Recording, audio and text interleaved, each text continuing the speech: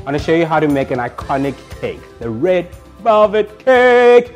But today we have a little trick up our sleeves. I'm going to be using beetroot powder from Woolies with all the locked in goodness, naturally made with dehydrated beetroot powder.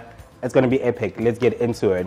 So to start off making the cake, I'm going to mix the wet ingredients. You know, sugar's not wet, but it is to me. So caster sugar goes into the bowl, then free range eggs, always free range. And then I want to whip this until it's like light and fluffy. So it's kind of another step in aerating your cake. Let's go. Mixing, mixing, my eggs and my sugar. I'm going to continue mixing it and I'm going to add my oil. I'm using canola oil. So here's a fun fact, ribbon stage. This is when your eggs and sugar are light and fluffy, and then when you drop it in, it falls like ribbons. See, ribbon.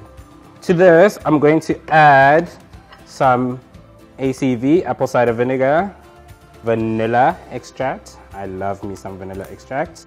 And then some buttermilk. You can use buttermilk, you can use amasi, it works the same. Cool. I'm going to put this to the side for a second, and then I'm going to get my dry ingredients going. I have a bowl. Flour goes in here. So from a height, cocoa powder and baking powder in here as well. Bit of salt, just a pinch, and then sift that in. Now the hero, my beetroot powder. Oh, look at that beautiful color.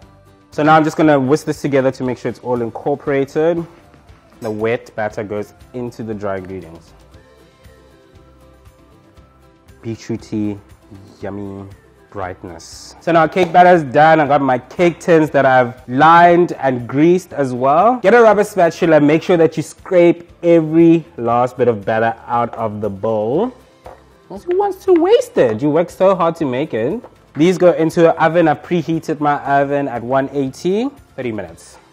Are you looking at my bowl? Smells glorious up in this kitchen. Cakes are ready. Let me get them out of the oven. Hallelujah. I'm gonna let these cool. I'm gonna put them to the side, and then I think I should start with the icing. What's red velvet cake without a cream cheese icing? So I've got butter and cream cheese in my bowl here. Now my butter and cream cheese are like looking nice and smooth. I'm gonna add my icing sugar. I just sift it so that you have a nice and smooth icing that's drama-free. There's only room for one diva in your kitchen, and that should be you, not the icing sugar. Okay. I'm gonna add a touch of vanilla, just a hint.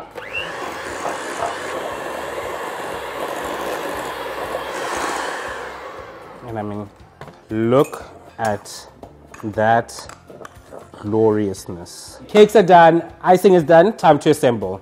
Easy peasy. Take a big spoon, nice big dollop of icing there. Just want to like smooth it out on top. And you know me, yes, I like perfect things, but sometimes when I cook, I just like to play and have fun. I'll get my next layer on top, and do not be shy. Some extra beetroot powder and just dust it on top.